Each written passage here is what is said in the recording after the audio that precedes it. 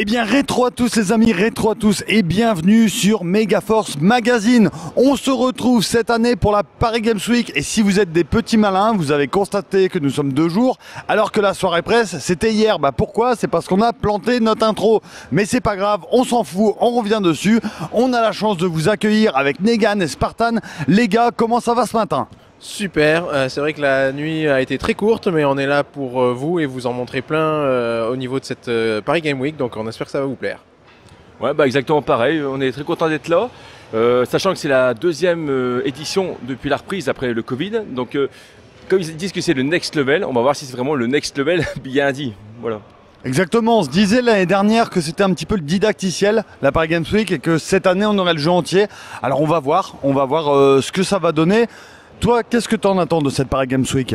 Eh bien, nous, c'est vrai qu'avec toute cette partie rétro qu'on attend beaucoup depuis quelques années et qu'on voit de plus en plus, c'est vrai que cette Paris Game Week, j'aimerais bien voir tout ça. Et puis, voir les gros éditeurs, Sega par exemple, parce que c'est notre ADN. Donc voilà, j'attends beaucoup de ce côté-là. Moi c'est pareil, je trouve que cette année il y a beaucoup de licences années 80-90, Tekken, Prince of Persia, Tintin, Goldorak, tout ça, et je pense que c'est vraiment l'année où on va apprendre justement, on va revoir plutôt toutes ces vieilles licences, refaites bien sûr à jour. Donc je pense que ça va être intéressant de voir si c'est vraiment une évolution ou bien si c'est vraiment un petit coup de pub, on va dire ça comme ça. On va voir tout ça. Moi personnellement les gars, j'en attends pas spécialement grand chose parce que je me suis absolument pas renseigné sur l'actualité. Donc pourquoi pas, on va voir, ce sera les bonnes surprises ou pas, même s'il y a un petit flashback 2 qui traîne, hein, donc on va voir tout ça. En tout cas, on vous emmène dans nos pérégrinations, dans nos aventures, on va peut-être rencontrer du monde qu'on a déjà rencontré hier. Et avant toute chose, il faut savoir que cette vidéo est dédiée à la mémoire de Vianney Le Bihan qui était avec nous l'année dernière de la chaîne Merci Club d'eau, qui nous a malheureusement quitté cette année, donc on lui dédie cette vidéo. Allez, ciao. Salut.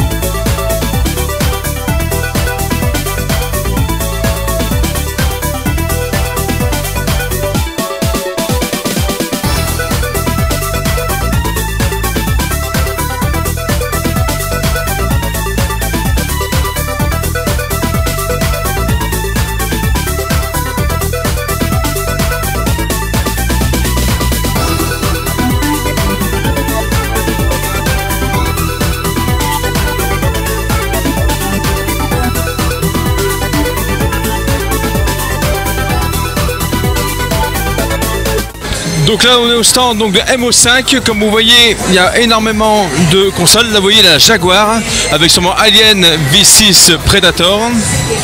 Là on va continuer un petit peu. Et c'est vraiment très varié dans le stand. On a du Atari 2600, on a du GameCube, on a du Nintendo 64, Sega Master System, Mega Drive, enfin vraiment il y a de tout quoi. C'est vraiment un truc de fou de ce côté-là. C'est vraiment, les 20 ans de l'association sont vraiment bien représentés, donc c'est vraiment plaisant quoi. Là par exemple vous voyez donc Donkey Kong sur Atari 2600, car à la base le jeu n'était pas encore prévu pour la NES et donc il est sorti sur des consoles, la CBS, la ColecoVision ainsi que Atari 2600. Là vous voyez c'est la Vectrex. Alors, excusez du son si ça crie un peu. Là c'est la Vectrex, donc vraiment une console emblématique de chez MB.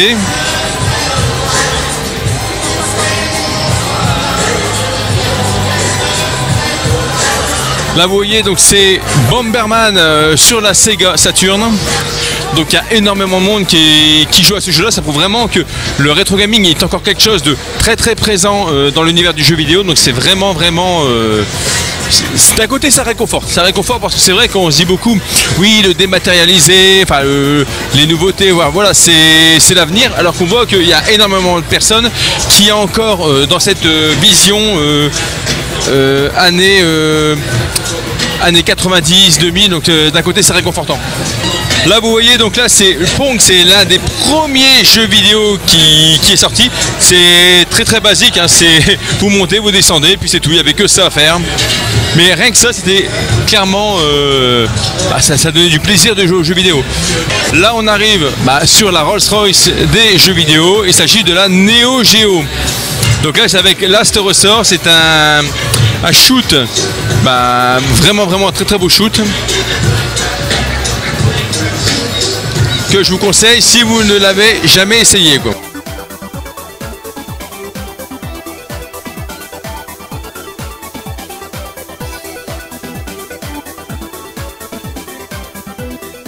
Donc là on est dans le hall 2, donc c'est tout ce qui est rétro gaming.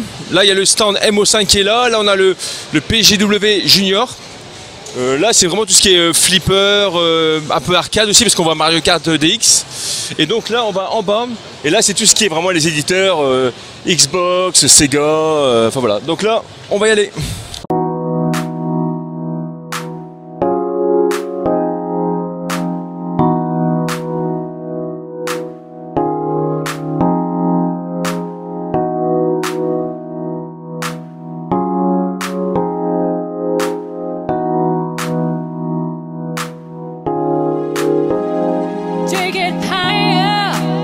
Là on est donc en hauteur dans le hall principal, donc comme vous voyez on a vraiment vous voyez tous à peu près les stands. Là on voit le stand donc Square avec Final Fantasy Reborn. Sur la gauche on a donc le stand de PlayStation avec mise en avant Spider-Man 2, donc qui sort sur PlayStation 5. Il faut savoir que Spider-Man 2 est une exclusivité donc Sony, tout comme Final Fantasy 7 Reborn, je crois jusque le mois de mai. Donc il y a pas, ça va être quoi? Ça va être 2-3 mois à peu près je crois. Et donc voilà, ensuite on a donc plus loin le stand Ubisoft où c'est Prince of Persia qui est mis surtout en avant. Qu'est-ce qu'on peut dire également? Oui, après on a le stand donc de Warner. Alors Warner, eux, ils ont deux licences cultes. C'est le Mortal Kombat 1, la reprise de la licence Mortal Kombat. On vient vraiment aux sources. D'ailleurs, Spartan a fait un test sur ce jeu-là. Et on a aussi Hogwarts Legacy, qui est donc Harry Potter, on va dire. Après, je sais pas du tout quelle version a été mise en avant. C'est comme Prince of Persia, il est marqué qu'il sort sur PlayStation 4, PlayStation 5, mais la version qui est mise en avant, c'est la version Switch. Et après, bon, du côté de chez Sega, on a beaucoup d'Atlus, on a du Persona, on a du Sonic, on a du Yakuza. Alors, il y a les deux Yakuza qui sont mis en avant cette fois-ci. Donc voilà, et après bon, il y a du Sing, du Hot Wheels. Et là-bas on a donc le stand de Nintendo. Bon, tout ce qu'il y a plus classique Nintendo, ça on l'a dit. Donc voilà, donc on y va et on va vous montrer ce qu'il y en est. C'est parti!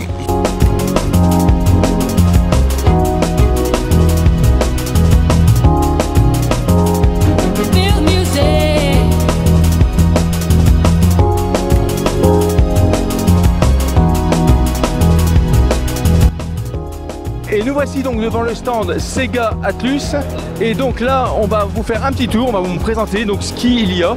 Donc voilà, déjà il y a Persona 3 Reload qui sort donc en 2024. Donc on va, de toute façon on va vous expliquer un par un les jeux, vous dire ce qu'on ressent, nos impressions par rapport à ces jeux là. Sonic Superstars, comme vous voyez également. Alors, ce qui est un petit peu bizarre avec Sonic Superstars, c'est que le jeu est déjà disponible, d'ailleurs il est marqué, mais on ne peut pas filmer le jeu. Alors, je trouve que c'est un petit peu bizarre, parce que bon, je vois pas ce qu'il y a de secret défense, mais bon, après voilà, c'est l'éditeur qui veut ça, donc on va passer. Ensuite, on arrive, vous voyez là, file d'attente, on va avancer. Donc vous voyez, comme le jeu a quand même énormément de monde qui veulent l'essayer, donc ça fait que l'engouement Sonic est toujours là. Donc on va avancer, et là on arrive vers du Nippon pur et dur, c'est-à-dire avec les Yakuza, donc c'est-à-dire Like a Dragon Gaiden et Like a Dragon Infinite Well. Pour rappel, le Like a Dragon Gaiden sort donc là dans quelques jours, mais en numérique uniquement, un petit peu comme Alan Wake. Bon, par contre, il sortira en édition physique dans les autres pays. Alors, si vous voulez l'acheter en édition physique, sachez qu'au Japon, il sera disponible en édition physique. Là, bon, le Like a Dragon Infinite Well, là par contre, je crois que c'est en édition physique. Là, il n'y a pas de changement de ce côté-là. Donc là pareil, on va vous dire un petit peu ce qu'il y en est, mais bon, rien que sur les vidéos, enfin la vidéo qu'on peut voir, on voit que c'est du what the fuck, on va dire, ça part dans tous les sens, donc voilà. Donc là on va continuer, on va vous montrer un petit peu ce qu'il y en est dans le stand, parce que bon voilà, qui dit Sega Atlus dit aussi d'autres jeux. Donc là on a Grand Blue Fantasy, bon, qui est un jeu, une sorte de RPG. On a les Hot Wheels, donc Unleashed 2, qui est là également. Et après on a Let's Sing 2024, donc bon, qui est un classique qui sort un petit peu comme les FIFA une fois par an, avec les tubes, on va dire, de l'année. De toute façon, ça fait partie des licences comme les Just Dance, tout ça qui sortent continuellement pendant une fois par an. Donc voilà, donc là on arrive maintenant de nouveau de l'autre côté du stand Sega, et donc là on arrive avec le jeu Persona 5 Tactica, vous voyez. Donc là pareil, on vous donnera l'avis. On y va. On va continuer à avancer. Ah, et vous voyez qu'il y a une mascotte qui est présente pour la séance photo. D'ailleurs on fera une petite photo, on va vous la montrer.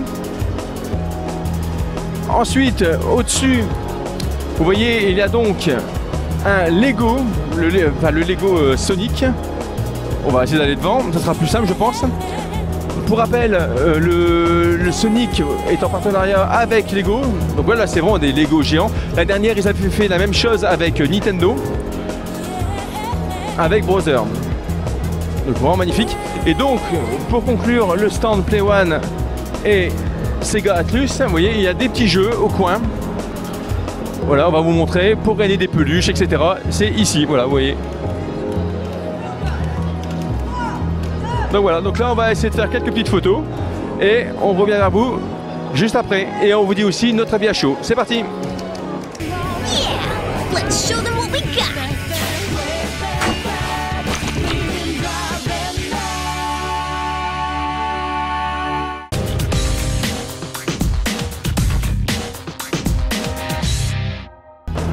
Retour donc avec la licence phare Persona de Atlus, c'est vachement important. 2 épisodes, un épisode tactique pour le 5e opus et un épisode, on va dire remake, du 3.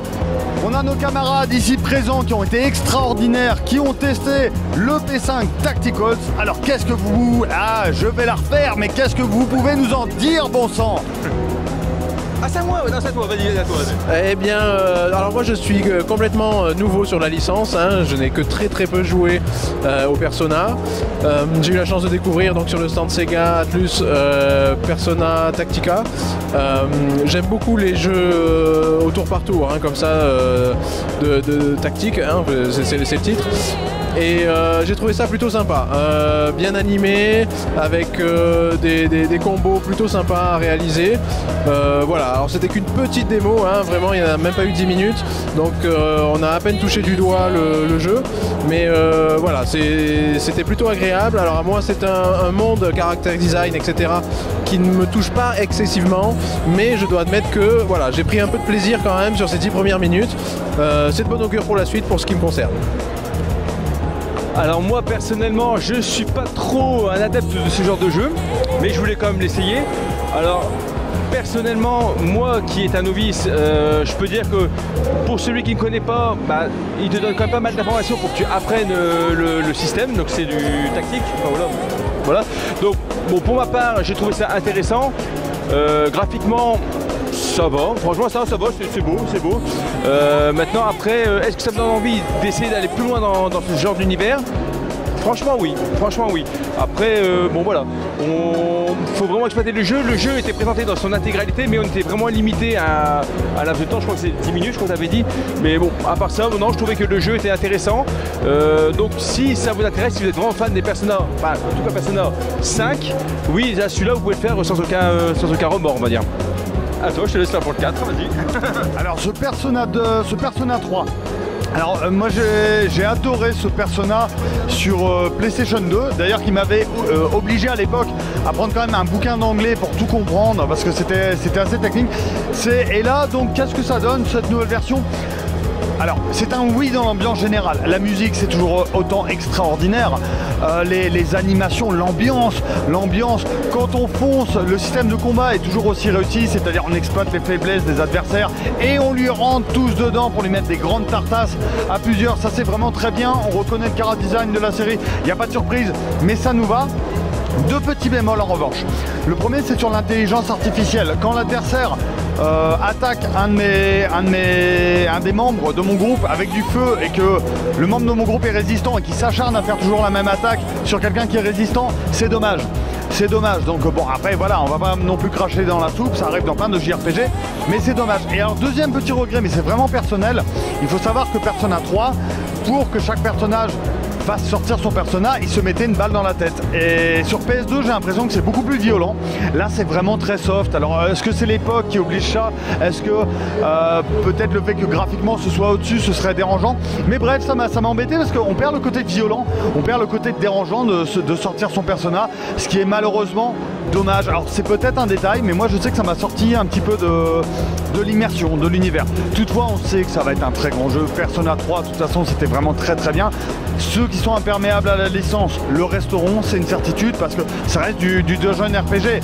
Dungeon RPG, c'est quand même pas évident de se promener dans les grands couloirs gris, mais pourquoi pas. Alors sachant qu'il y avait deux sessions possibles, celle avec un boss ou celle d'exploration dans le donjon, dans la tour du Tartare. Mais quel nom, la tour du Tartare, c'est extraordinaire. Et ben voilà, moi c'est ce que j'ai pris, donc l'exploration ça reste très classique, mais pourquoi pas, et notamment pourquoi pas une découverte pour ceux qui étaient passés à côté de l'Opus PS2 qui aujourd'hui d'ailleurs est hors de prix. Donc pourquoi pas, d'autant plus que même si là c'était en anglais, de ce qu'on voit dans les trailers, ce sera traduit. Donc ça permettra un frein au moins. Donc voilà, c'est ce qu'on pouvait dire sur Persona. La licence reste égale à elle-même et il n'y a plus qu'à voir la suite. Et juste pour préciser que Persona 5 est en français, parce que toi t'as marqué que c'était en anglais. Donc moi je dis celui-là est en français par contre. D'accord, et ben voilà, donc vous savez tout. Allez, on se retrouve pour d'autres impressions.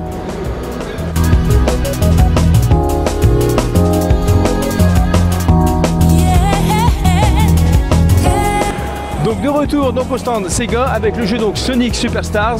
Alors je vous donne un petit peu mon aperçu, sachant quand même que le jeu est déjà sorti. Spartan a déjà fait un test, donc bon voilà, c'est mon opinion personnelle. Là c'est la version PS5. Spartan, je crois que c'est la version Xbox qu'il avait faite, Xbox Series. Alors qu'est-ce que je peux dire? Graphiquement c'est vrai que c'est très beau, on est vraiment dans l'univers Sonic.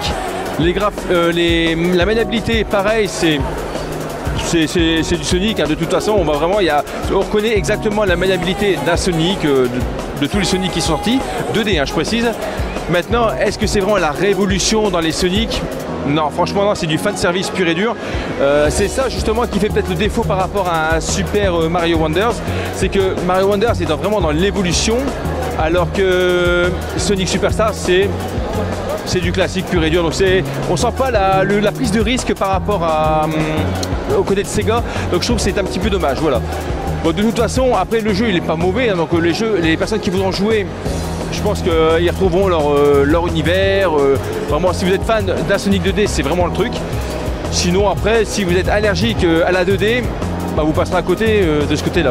Mais sinon, non, moi personnellement, ce jeu, comme je vous le conseille, il est vraiment bien. Après, c'est une démo de 2 niveaux, donc on n'a vraiment pas pu aller très très loin.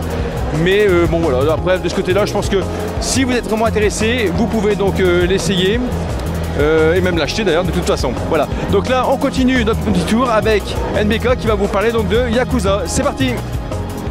Et on se retrouve donc pour d'autres impressions. Rappelez-vous l'année dernière dans cette Paris Games Week où on vous avait donné nos impressions sur Like a Dragon Ishin qu'on a testé depuis et qui était extraordinaire. Aujourd'hui, Like a Dragon, mais rien à voir. Like a Dragon Infinite Wealth. Et reconnaissez mon superbe accent anglais. Eh bien nos impressions, souvenez-vous quand la licence Yakuza est passée au JRPG tour par tour. C'était juste extraordinaire. Et bien on a eu l'occasion là justement de tester ce qu'il se fait par la suite et il faut reconnaître que les impressions sont plutôt bonnes. Alors malheureusement on ne pourra pas trop en dire parce que on avait le droit à un quart d'heure d'essai et votre serviteur n'a pas suivi la quête principale puisque je me suis amusé à aller sur des mini-jeux secondaires dont celui qui consistait à photographier des hommes dans des poses suggestives ou en slip et c'était super. flâner dans les ruelles, c'est toujours aussi prenant. Les biomes ont l'air impressionnants. Le système de combat, toujours aussi dynamique.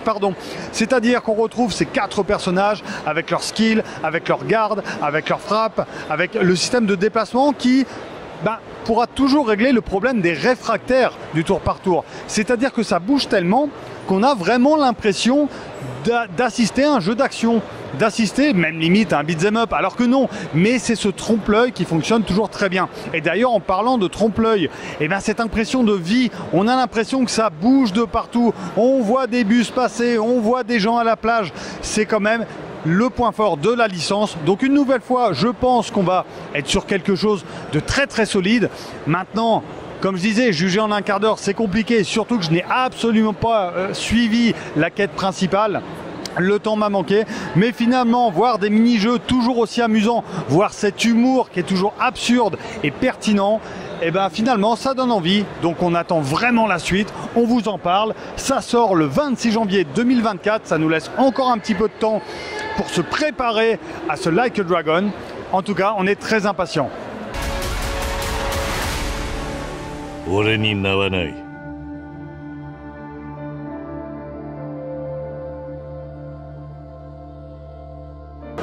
Eh ben oui les amis, un Yakuza, ça ne vient pas tout seul, il y en a un second, Like a Dragon Gaiden, avec le titre à rallonge, The Man Who Raised His Name. Mais les Yakuza, sans déconner, vous pouvez pas faire plus court, il y a des noms à rallonge, on ne sait plus ce que c'est. Alors c'est un jeu qui sort très très prochainement, là vraiment on parle à peu près d'ici une semaine, et là c'est le pendant, le côté un peu spin-off d'un personnage qui était principal dans les Yakuza, mais qui a disparu, mais qui refait une apparition. Et bon, là c'est différent, on va pas vous spoiler l'histoire, surtout pour ceux qui n'ont jamais fait les Yakuza. D'ailleurs, foncez les faire. Toujours est-il que là, par rapport à ce qu'on vous racontait sur Like a Dragon Infinite Wealth, qui est vraiment du RPG au tour par tour, là on revient sur les fondamentaux, la bonne tartasse des familles, le beat'em up, l'action, on envoie les gens, on se bat à un contre je sais pas combien, et voilà, on revient vraiment sur les fondamentaux. Alors qu'est-ce que ça donne au point de vue combat? Pas vraiment de surprise, il y a quand même des items supplémentaires, il y a des innovations. La démo était un peu trop courte pour qu'on puisse commencer un petit peu à entrer vraiment dans les détails du gameplay. Là, c'était histoire de se faire plaisir, histoire de voir des animations qui claquent, histoire d'en mettre plein la tronche aux adversaires. Et ça fonctionne parce qu'on prend du plaisir d'entrée de jeu. On a eu la chance de faire des mini-jeux très rapides. Alors mon voisin par exemple faisait un jeu de cartes qui était super intéressant, qui était rigolo à voir. Moi je me suis plus concentré sur l'arène des combats où on peut jouer d'ailleurs plusieurs personnages. Alors moi, au lieu de prendre notre personnage principal, il a fallu que je prenne celui avec la tronçonneuse, il a fallu que je prenne le Yakuza qui est en couche-culotte avec sa barre de fer et ça claque. Le poulet les amis. Et là c'est pareil, on se bat à un contre je sais pas combien.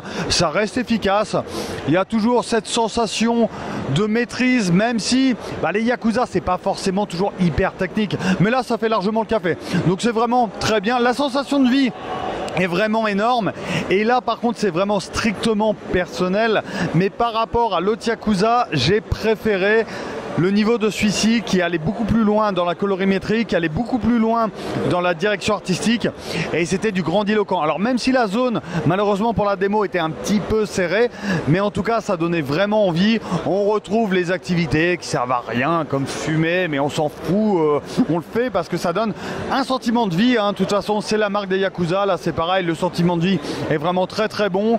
Donc voilà, on est quand même confiant pour la suite. Je pense pas qu'il y aura une grande révolution, mais c'est pas ce qu'on demande. Ce qu'on demande, c'est de revoir un de nos persos favoris du jeu vidéo, de le voir évoluer dans un monde où il va en mettre plein la tronche aux méchants. Donc le pari sera probablement réussi. En tout cas, on se retrouvera pour le test.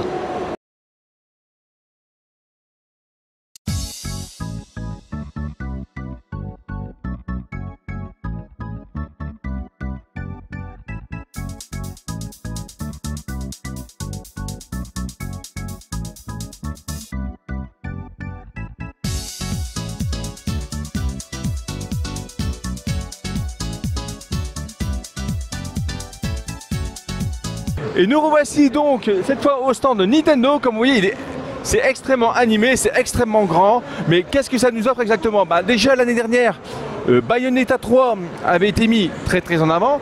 Là maintenant c'est Super Mario Wonder, vous voyez c'est vraiment l'attraction du moment. Il y a énormément de monde pour tester ce jeu qui à mon avis va cartonné pour Noël. Pour rappel, au Japon, le jeu a quand même fait, je crois, pas loin de 700 000 ventes en une semaine, alors que Sonic, par exemple, Superstar, a fait 4000. Donc, pour vous dire vraiment la différence. En ce qui concerne la qualité, bah, évidemment, là, on fera un test, mais c'est vrai que le jeu a l'air beaucoup plus rêveur. Donc là, on va vous montrer un petit peu ce que propose Nintendo cette fois-ci. Donc là, on a par exemple du côté sur ma gauche, on a donc les Pokémon, Pokémon Écarlate et Pokémon Violet. Bon, ça c'est des jeux qui sont déjà sortis, donc c'est pas vraiment la grosse nouveauté. On retrouve après, bah voilà, encore du Super Mario Wonder. Donc ils ont vraiment mis le paquet de ce côté-là. Sur ma gauche, là, on a WarioWare. WarioWare qui est vraiment un jeu qui est sorti depuis l'époque GameCube. Donc c'est vraiment un jeu extrêmement classique. Là, on a le retour du détective Pikachu aussi. Vous voyez donc sur la gauche. Pikmin 4, bon voilà, ça, Pikmin 4, je pense que tout le monde connaît le fameux Pikmin qui est sorti, je vous rappelle, le premier sur le GameCube, le GameCube. Là, on voit donc Super Mario 3, vous voyez, donc un petit côté rétro. Alors, on va avancer. Là, on a le jeu donc Sphere Farm, qui est donc sur ma gauche. Là, bah, vous voyez devant moi, on a donc les rivaux de Sonic. Il s'agit de Mario, de Luigi et Mario, excusez-moi. Il y a tellement de monde que j'essaie d'être synchro avec ce que je dis. Ensuite, donc on se dirige, on avance. Bon là, un jeu Fashion Dreamer, un jeu que je pense qui est quand même assez inaperçu et vraiment axé pour la gente féminine. Et là, par contre, on revient dans les classiques de Nintendo, c'est-à-dire Mario Kart 8 Deluxe. On rappelle que Mario Kart est sorti à la base sur Wii U, mais le jeu est toujours mis en avant, c'est toujours le jeu qui marche. On rappelle que le jeu continue à être dans les 10 meilleurs jeux, aussi bien en France qu'au Japon. Donc c'est vraiment le jeu qui sur la durée c'est incroyable, c'est vraiment incroyable quoi. De ce côté là, Sega n'a jamais réussi à faire mieux dans les jeux de course, et c'est vrai que là de ce côté là Mario est indétrônable. Ça, je pense que de ce côté là on peut pas dire le contraire. Donc vous voyez là, ils ont mis vraiment en avant les circuits additionnels. Donc je pense que l'année prochaine il y aura encore des circuits additionnels, donc ça va encore sortir d'autres Mario. Là on va faire le tour. Parce que là il y a énormément de monde. Donc on va passer par l'intérieur. Donc là on arrive donc dans le Nintendo Store. Donc ce que propose le Nintendo Store. Alors ce qui est génial, c'est Mega Drive. Mega Drive qui est là, une manette Mega Drive, donc pour la Switch. Bon voilà, ça fait un peu bizarre de voir une manette Sega sur Nintendo, mais bon, que voulez-vous, on fait avec hein. Là il y a la manette donc Nintendo 64. Bon personnellement moi bon, j'aime bien la manette. Après je trouve que le joystick bah, c'est pas trop mon trip. Donc je sais qu'après il y a des personnes, quand on regarde sur des sites chinois, on peut trouver des manettes beaucoup plus GameCube qu'on peut adapter dessus. Donc moi personnellement je préfère cette version là. Bon après on va continuer. Là vous voyez, bah voilà, vous voyez, il y a Mario qui est juste là. Et Luigi. Bon bah de retour, on a fait une petite coupure parce que j'en ai profité pour faire une photo avec Mario et Luigi. De toute façon on la mettra sur Facebook, sur les réseaux sociaux. Alors on va continuer notre petit tour. Donc là on arrive donc dans tout ce qui est produits merchandising, on va dire ça comme ça. Donc là on a les peluches, on a donc la voiture télécommandée, je crois que c'est une voiture télécommandée, ouais c'est ça. Les Lego, alors les Lego ben, qu'on retrouve aussi du côté de chez Sega, donc c'est voilà. Là on arrive de l'autre côté, bah, pareil, encore une fois, une des licences qui est toujours là, qui marche toujours. Il s'agit de Super Smash Bros Ultimate. D'ailleurs, on a eu un article il y a 2 jours de ça, où l'un des créateurs a dit que comment il va faire pour faire mieux que cette version-là, parce qu'elle est vraiment complète. Mais bon, on ne doute pas de Nintendo pour trouver quelque chose de plus immersif. Hein, donc voilà. Donc on va continuer. Donc vous voyez, il y a vraiment tout un stand, encore une fois, pour Smash Bros. Là, on a Splatoon 3, qui, je rappelle, le 1 est sorti sur Wii U et le 2 et 3 sont sortis sur Switch. Donc on va continuer. Donc ouais, il y a tous les concours, les programmes que vous voyez. Et on voit que c'est vraiment Mario. Quoi. Je crois qu'on peut pas faire mieux de ce côté-là. Bon, on va continuer. On continue notre petit tour. Donc vous voyez, il y a énormément de monde. En plus, on est que mercredi, hein, donc pour vous dire. Donc là, non, c'est Splatoon. Et là, voilà. Donc là, on a donc le Zelda, le dernier Zelda. 30 tournois midi pour les inscriptions. En revanche, n'hésitez pas à aller faire des batailles dans l'encre. Eh bien, vous pouvez, n'hésitez pas, allez vous inscrire, en tout cas sur Splatoon 3 pour... On va faire le tour, on va aller de l'autre côté. Suivez le guide. Alors, on y va. Alors, donc vous voyez, le stand Nintendo, c'est vraiment le stand, on va dire ça comme ça, le stand Noël, quoi, parce que c'est vraiment les jeux qui sont mis en avant pour Noël. C'est pas ici que vous trouverez donc des nouveautés. C'est vraiment des jeux qui viennent de sortir ou qui vont sortir, mais à un laps très serré, quoi. Donc c'est vraiment pas là que vous allez trouver votre bonheur en termes de nouveautés. Annoncer un nouveau jeu Nintendo, non, c'est pas ici malheureusement. Là nous voilà donc devant le stand donc Made in France, et qui dit Made in France dit Microids. Et là donc on va se retrouver donc avec beaucoup de licences au niveau de l'éditeur. Vous voyez, donc il y a les cigares du pharaon, Goldorak, Flashback 2, les crimes de l'Orient Express, bon là un petit peu moins, Astérix Baffez les tous 2, Astérix et Obélix et les Schtroumpfs 2. On rappelle que Astérix et Obélix, le design a été fait par Philippe Dessoli et Daya Award, qu'on fait un gros bisou au passage, qui sont nos membres d'honneur.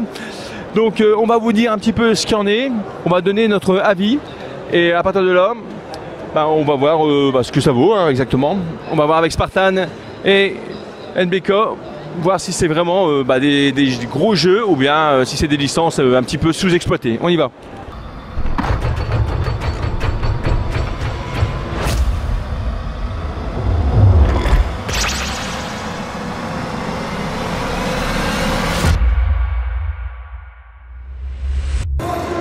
Place désormais les amis au stand Microids où il y a quand même pas mal de licences qu'on attendait. On attendait vraiment beaucoup de choses et il n'y a pas que du bon, hein.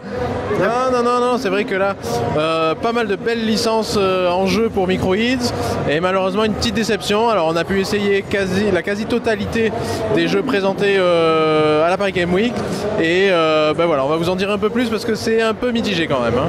Alors on va commencer par le pire. Mais le pire, Tintin. Non mais les gars, Tintin, sans déconner, vous n'avez pas le droit de louper ça. C'est-à-dire Tintin, c'est mythique pour la BD de Hergé, c'est mythique pour le dessin animé, on se souvient du générique, Tintin.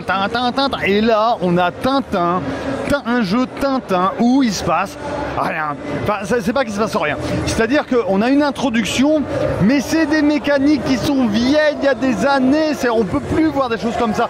J'ai passé mon temps, et Spartan pourra vous le dire, je suis resté très patient, à courir après un papyrus qui se barre. Et quand je l'attrape, qu'est-ce qui se fait?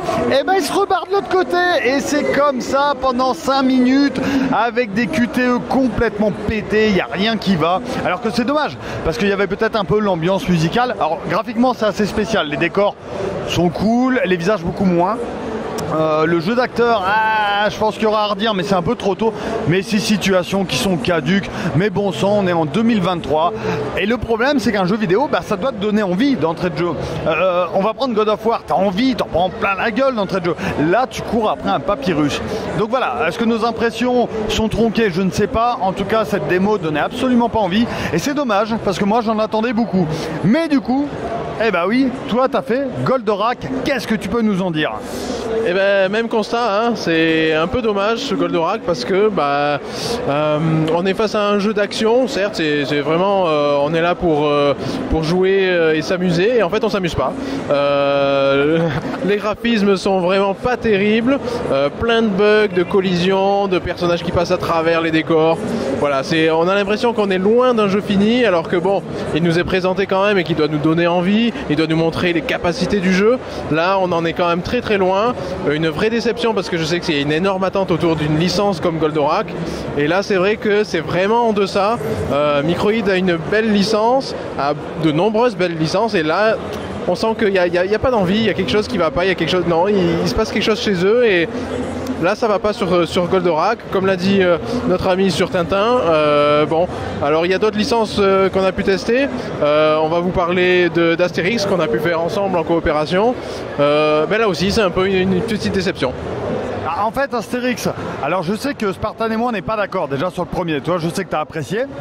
Moi, pas du tout. Le côté répétitif, ça m'a clairement foutu dedans. Maintenant, quand on joue à ce Astérix, il faut reconnaître déjà une chose, et ça c'est indéniable. La qualité graphique, on est encore passé un cran au-dessus. Le travail de Mister Nuts Studio, de Philippe Dessoli est juste incroyable. Il y a une ambiance. Quand on est dans le village, il y a une ambiance, il y a quelque chose. Les sprites sont énormes et on a l'impression que c'est beaucoup plus diversifié. En revanche, alors moi je sais que là c'est mon avis, sur le premier je m'étais ennuyé parce que je trouvais ça très répétitif, et là en fait eh ben, c'est un peu plus varié, c'est un peu plus vif, mais je trouve ça toujours autant répétitif.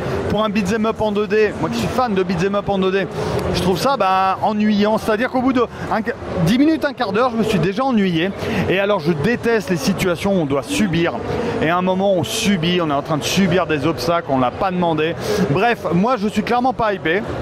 Le premier m'avait déjà pas plu, donc moi limite j'en attendais rien, mais ça me peine un petit peu parce que vu la direction artistique et le talent d'un mec comme Philippe Dessoli, c'est un peu dommage. Bref, ça reste une première impression, ce sera confirmé en test. Alors la première impression, je te rejoins. Moi j'ai, donc comme tu l'as dit, beaucoup aimé le premier.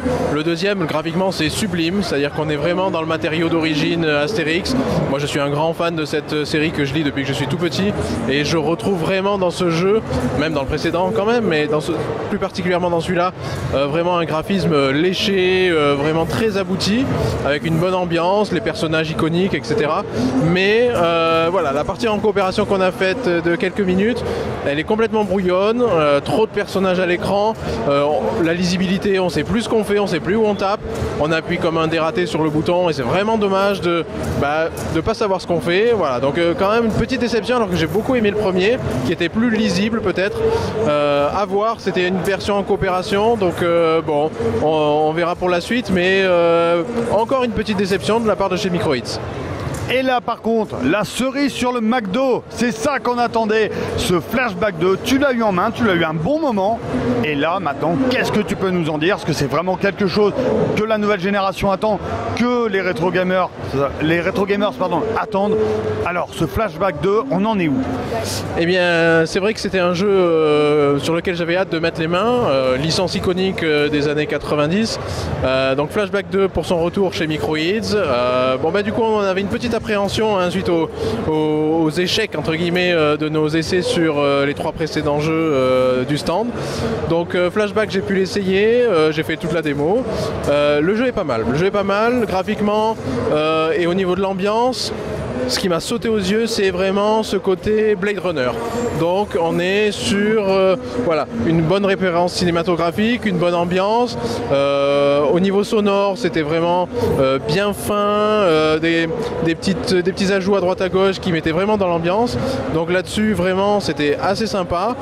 Les mécaniques de jeu sont basiques, mais on retrouve quand même un petit peu ce côté années 90 qui est plutôt sympa. Voilà, pour nous, les rétro gamers que nous sommes, c'est agréable, voilà, faut le dire, c'est agréable, bien plus que les autres jeux qu'on a pu essayer chez Microïds. Donc voilà, j'attends beaucoup de ce jeu, on verra la suite quand il sortira, et vous aurez le test sur Megaforce Magazine. Ça rejoint un petit peu ce que nous disait Cyril 2.0 hier par rapport à Flashback 2, donc c'était des bonnes impressions. On a eu des gens qui étaient plus mitigés. Bref, comme tu dis, on va attendre le test. En tout cas, voilà, ce stand Microïd, c'est dommage, mais il y a quand même cet espoir de Flashback. C'est comme Dark Vador, en fait, il y a du bon en lui dans ce stand. Donc on va attendre de voir la suite. Allez, on vous emmène après pour Persona, et puis on vous dit à de suite.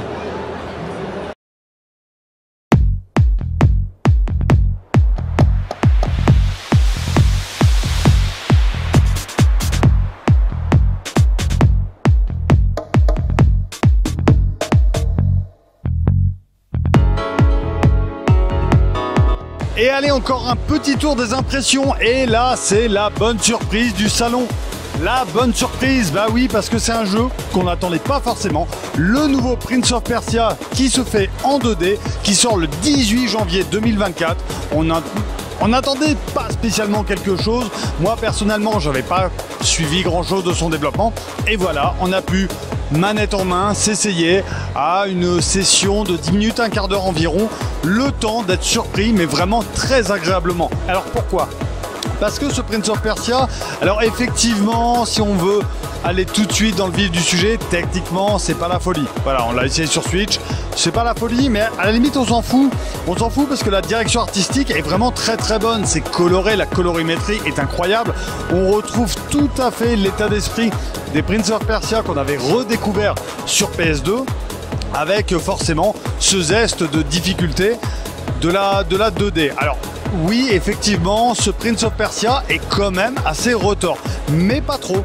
C'est-à-dire qu'il y a certains passages qui se sont déjà montrés un peu plus tendus, mais ça va, il n'y a rien d'infaisable. On accueille quand même le joueur. Déjà, c'est très très fluide, ça va très vite, les animations sont cool. La tronche du perso est juste extraordinaire. D'ailleurs, le rendu crayonné quand il y a les dialogues est vraiment très très bon. Et les environnements sont quand même bien construits. On se perd jamais trop longtemps, on comprend vite ce qu'on doit faire. L'exécution parfois est bien sûr plus difficile. Mais vraiment, non, il y a rien à dire, on s'amuse tout de suite. C'est-à-dire qu'on n'attend pas un didacticiel qui dure 3 plombes. On n'attend pas non plus des longues minutes pour nous expliquer des mécaniques de jeu. Ici, ça va très très vite. Vous frappez fort.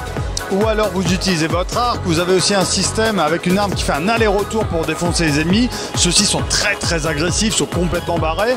Et voilà, et vous devez déjouer les pièges. Ben, on n'en demande pas plus, c'est aussi ça l'essence du jeu vidéo. C'est en temps être simple et donner du plaisir immédiatement. Le jeu vidéo, voilà, c'est ce qu'on veut. Bon, là c'est sûr, je m'enflamme peut-être un petit peu. Mais en tout cas, voilà, avoir un jeu qui, d'entrée de jeu, donne autant de plaisir. Ben, en 2023, c'est vraiment cool, surtout quand on s'appelle Prince of Persia. Au-delà de ça, il y a aussi cette ambiance sonore qui est vraiment très très bonne, très impressionnante. On est tout de suite dans l'ambiance, que ce soit sur la partition musicale ou sur les bruitages. Bref, ça donne envie, on va le suivre de très près et je le maintiens, ça n'était pas prévu. Pour le moment, de mon côté, c'est ma surprise du salon. On verra avec les collègues s'ils ont l'occasion d'essayer, si c'est le cas également. En tout cas, c'est très prometteur pour la suite.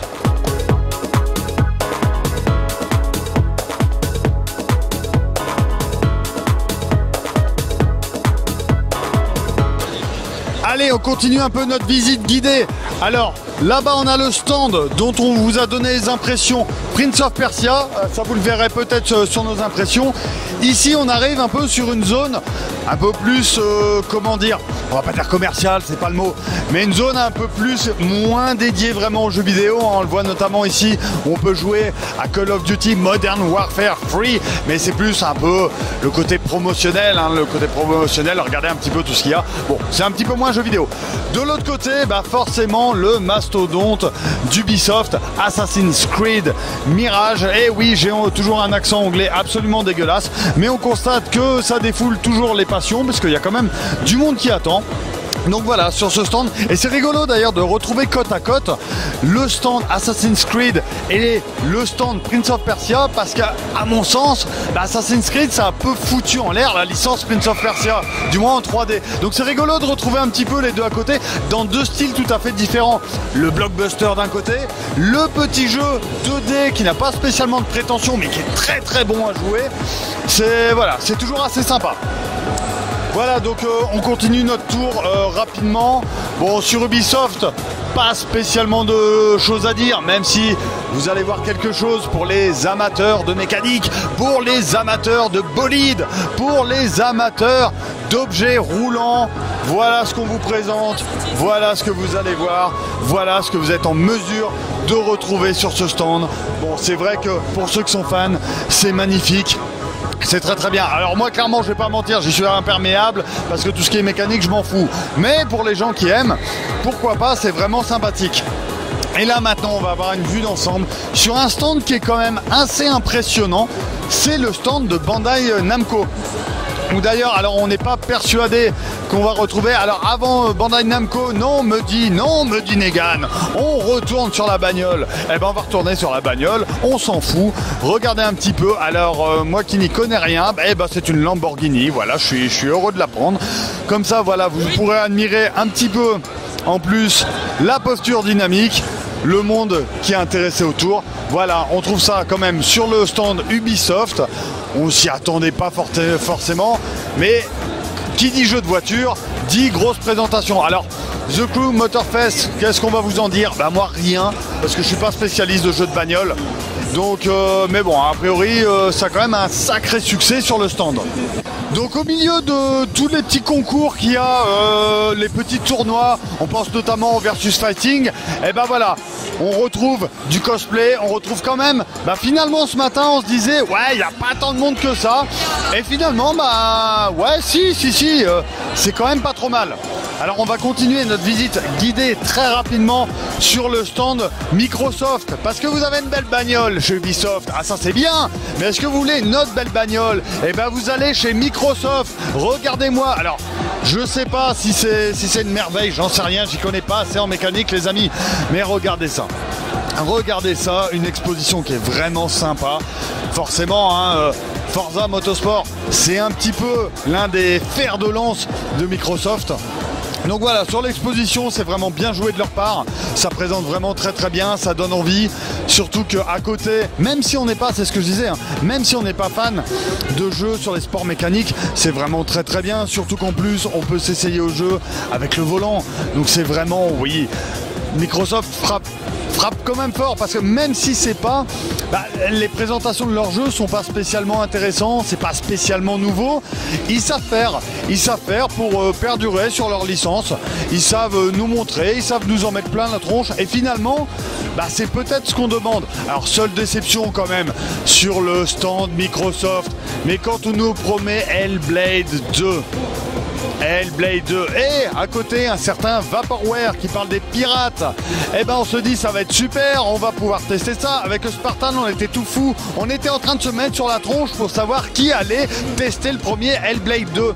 Et ben on se mettra sur la tronche plus tard, puisqu'on a eu juste des belles affiches et rien de spécial, puisque ce qui est derrière sur le stand, ce sont les jeux qui sont disponibles sur le Xbox Pass. Alors forcément, on comprend que c'est un peu la politique de Microsoft, mais c'est dommage parce que ce sont des deux jeux tellement attendus, un peu les killer apps de la machine. Enfin, ce que je disais tout à l'heure, le stand Bandai Namco. Alors voilà, on retrouve, c'est du classique, hein, du Naruto, on retrouve Seilen, Jujutsu Kaisen. Bon, c'est pas forcément révolutionnaire, mais on voit que ça attire du monde, on voit quand même qu'il y a un public, on voit que les gens sont là un peu pour se mettre un petit peu sur la tronche, et finalement c'est ça qui est cool. Ça a toujours un certain succès et ça montre un petit peu cette culture très japonaise de Bandai Namco, que ça rassemble toutes les générations. C'est ça qui est vraiment intéressant à voir sur ce stand, c'est au-delà des jeux présentés qu'on n'aura peut-être pas le temps de tester, et même si par exemple moi j'y suis imperméable, de voir comment on rassemble toutes les générations, et ça c'est vraiment extraordinaire. C'est pour ça qu'on trouve que le stand Bandai Namco est vraiment très très joli. Ça c'est pareil, autant j'ai eu le coup de cœur pour Prince of Persia, point de vue jeu, autant pour le stand, pour ce qu'il inspire, j'ai vraiment le coup de cœur pour le stand Bandai Namco. Allez, un dernier petit tour de table avec, à ma droite, l'attendu, le très attendu Tekken 8, bon sang, Tekken 8. Alors, il y a déjà pas mal de gens qui ont pu donner leur impression.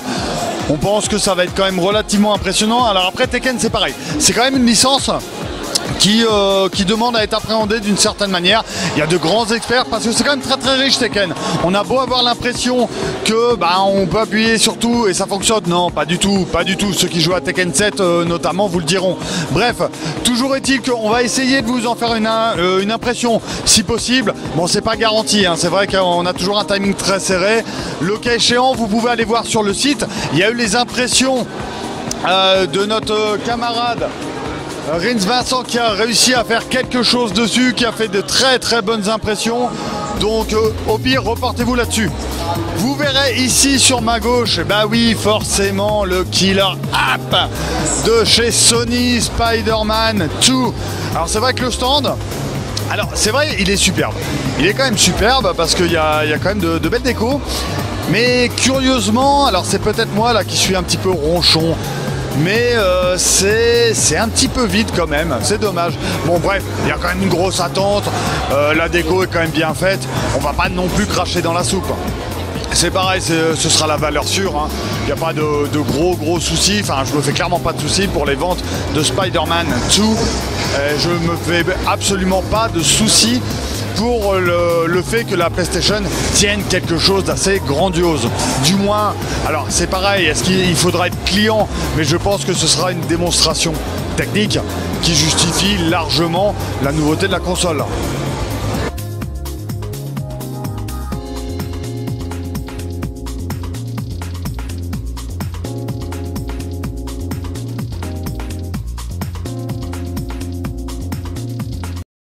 Et bien comme promis les amis, on se retrouve sur le stand de FF7 Rebirth qui sort en février 2024. Une date à ne pas louper puisqu'on se souvient de toute la hype qu'il y avait autour du remake d'FF7 qui a su conquérir les fans qui étaient déjà conquis par l'épisode original, mais aussi les fans qui débarquaient un petit peu dans cet univers, et il faut reconnaître que ça frappait fort en abandonnant le tour par tour. Donc là dans cette démo, il y a deux possibilités. La première qui est très linéaire avec cet instant qu'on attend depuis longtemps avec Sephiroth, les fans ça leur parlera, on ne va pas spoiler les autres, et une deuxième possibilité qui est de visiter l'open world. Du coup, moi j'ai pris la décision de faire toute la partie linéaire pour voir un petit peu le feeling et j'avoue pour jouer Sephiroth, là où Spartan vous en parlera juste après de la partie open world. Alors pas grand chose à dire sur la démo avec Cloud et Sephiroth, pardon. On retrouve une progression qu'on connaît parfaitement, hein, qu'on a déjà vu dans l'épisode précédent. Un feeling qui est toujours aussi bon, même si de temps en temps, il faut le reconnaître, la caméra est un peu bordélique. Mais c'est pas ce qu'on demande, parce que c'est fun. Donc on va pas non plus être atterré par ce problème-là. Comme d'habitude, un choix graphique qui est performance, ou alors, donc on est à 60 FPS, ou alors vraiment le choix graphique ultime. Bon, moi j'ai choisi performance parce que je trouve que le feeling en main est beaucoup plus important que la qualité graphique en soi. Mais ça reste quand même très beau. On est sur PS5, alors d'accord. On peut aller chercher quelques petits défauts, un petit peu de clipping, on peut aller chercher un petit peu d'aliasing dans les cheveux, mais face à la magnificence des décors, qu'est-ce qu'on peut dire face à ce jeu de lumière, face à cette direction artistique qui est parfaitement maîtrisée? Ce serait un petit peu méchant de notre part de retenir ces détails. Sinon, voilà ce qu'on veut savoir, Sephiroth, qu'est-ce qu'il donne? Eh bien il dégage cette impression de surpuissance, il démonte tout, parce que c'est pour ça que d'ailleurs on joue Cloud un petit peu au début pour retrouver un peu nos habitudes, mais on passe très rapidement à Sephiroth qui pète la classe, qui pue la classe comme il sait le faire, et on termine d'ailleurs sur un combat de boss qui est relativement faisable, intéressant au point de vue gameplay, pas forcément parce que c'est pas ce qu'il y a de plus dur, mais on s'en fout, c'est pas ce qu'on demande, nous ce qu'on veut c'est du spectacle. Et effectivement, vous voir avec Sephiroth, avec Cloud massacrer le boss, le défoncer, on lui laisse pas une chance, et ben ça donne toujours autant envie. Point de vue environnement sonore, c'est assez difficile à dire parce que malgré le casque, il y a quand même le bruit autour. On a eu en tout cas ce doublage français qui me paraît toujours aussi convaincant, même si c'est pas celui que moi je vais privilégier. En tout cas, bien sûr, on sait que ce sont de très bonnes impressions, comme l'épisode précédent, mais on attend avec impatience l'avis de Spartan, qui lui va nous parler de l'open world, et c'est vraiment le défi de ce FF Rebirth.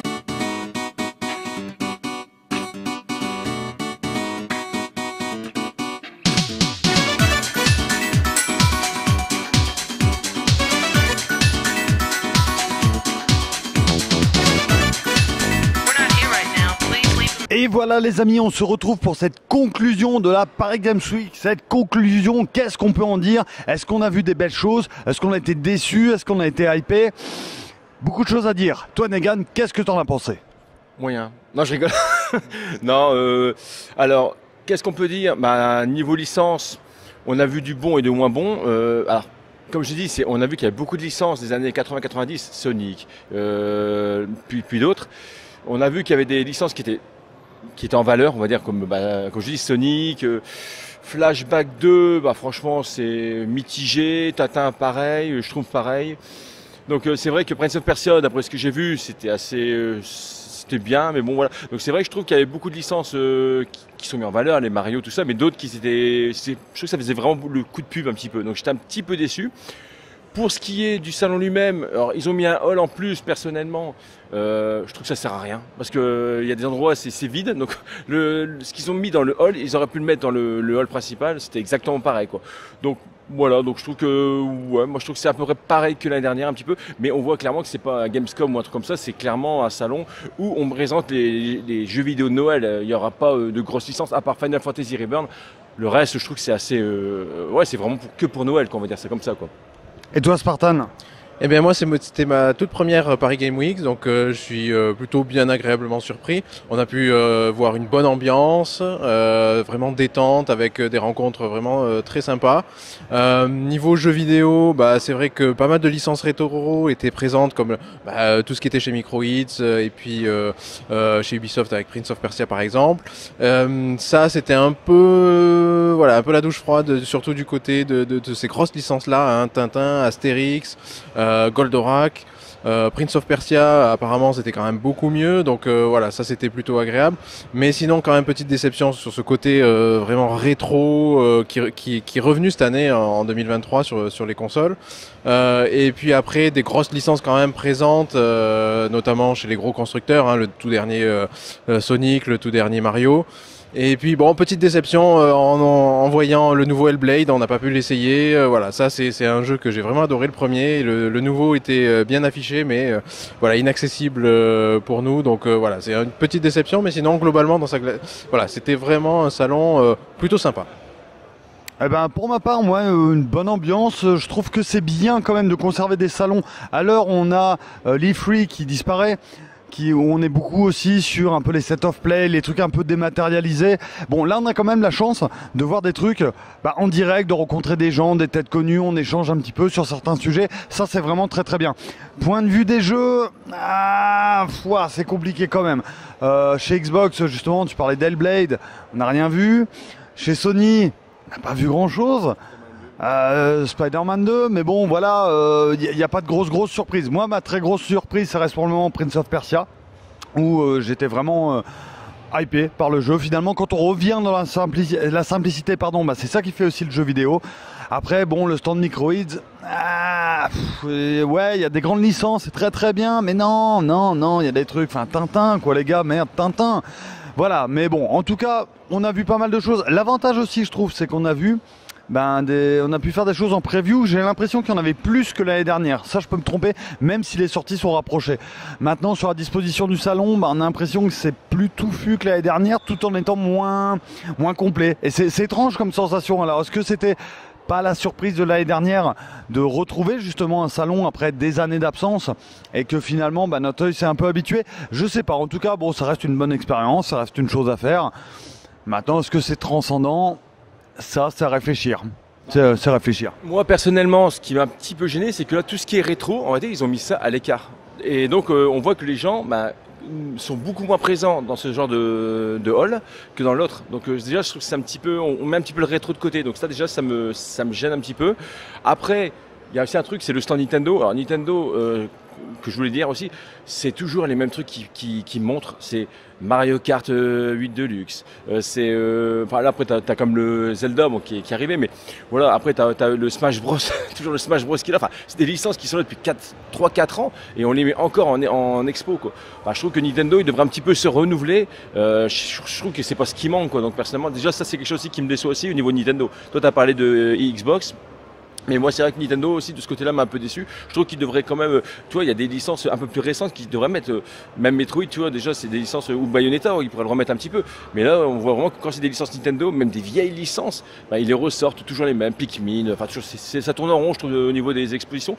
Que tu fasses le Japan Expo, que tu fasses le Paris Games Week, c'est toujours les mêmes licences qui sortent. Et je parie, je mets ma main coupée, qu'au Japan Expo 2024, au Paris Games Week 2024, on va encore se taper du Mario Kart et du Smash Bros. Ça, c'est une certitude, hein. Non, t'as raison, puis c'est vrai que le stand, notamment MO5, qui expose des vieilles machines, bah, ça fait un petit peu isolé, alors que l'année dernière ça se fondait un peu plus. Après, est-ce que c'est pas le rétro, un peu comme nous, comme les vieux, on nous met au placard. Voilà, c'est vraiment la question à se poser, mais c'est vrai que sur la disposition, c'est un peu perturbant. En tout cas, voilà, c'est une expérience à faire. On espère que vous avez pris du plaisir à la vivre en notre compagnie. On espère qu'on n'a pas dit trop de bêtises, même si probablement ça a été le cas. En tout cas, on a été ravis de vous présenter cette émission. On est ravis de vous retrouver bientôt. On sera ravis de vous donner nos impressions définitives en test, parce que peut-être que des choses où Tintin, on va dire que mais non, c'est 20 sur 20, c'est extraordinaire, on n'avait rien compris. Enfin, courir après un papyrus quand même. Mais bon, bref, toujours est-il que voilà. On voit tout ça, on vous le présente, on sera avec vous pour vous présenter d'autres événements. En tout cas, n'oubliez pas que si vous aimez le rétro, le jeu vidéo, la Paris Games Week, vous êtes la pop culture. Et à bientôt. Ciao.